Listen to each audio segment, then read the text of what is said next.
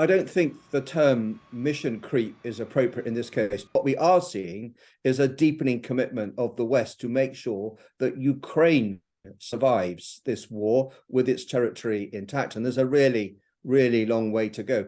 What has changed is the thinking about what capability should be provided to Ukraine in order for it to succeed.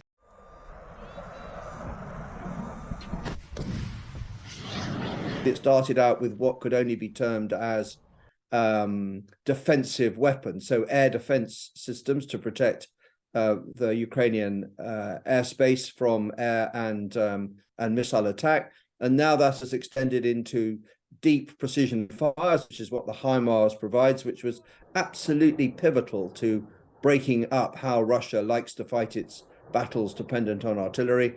And now we're moving into the provision of armored vehicles, particularly fairly modern tanks, to give Ukraine the capability to stop the Russian offensive, which is underway now, and to be able to go on the offensive later in the year and take back territory as much as it is capable at the present time. What is currently ruled out is the provision of fast jets, attack aircraft, because although they would be very effective in Ukraine, they would be very effective in quite a small slice of airspace. But that's the sort of capability that it would be very easy to construe being used striking into Russia, and that will fail the escalation test. But we're certainly seeing the provision of longer range precision strike. The US is now providing systems with a range of about 90 kilometers.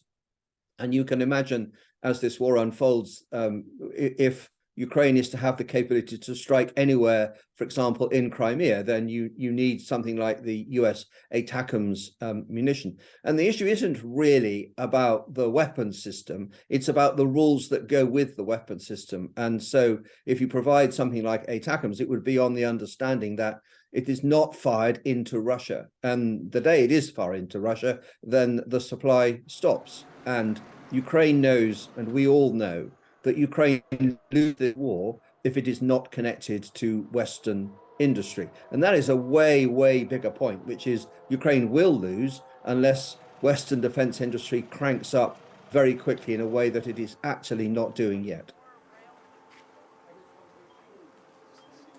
There is a difficult judgment being made now by accident or by design, which is, do you give Ukraine just enough capability so that it survives and doesn't lose much more territory, or indeed any more territory, or do you give Ukraine enough capability in time in order to throw Russia out of its country, which is presumably where our greater objective and desires would sit.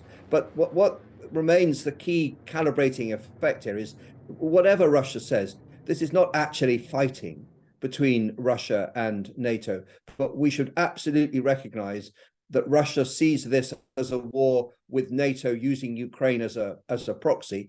And that absolutely matters, because it means the day the shooting stops in Ukraine, we are still going to be living with an extraordinarily difficult relationship with Russia.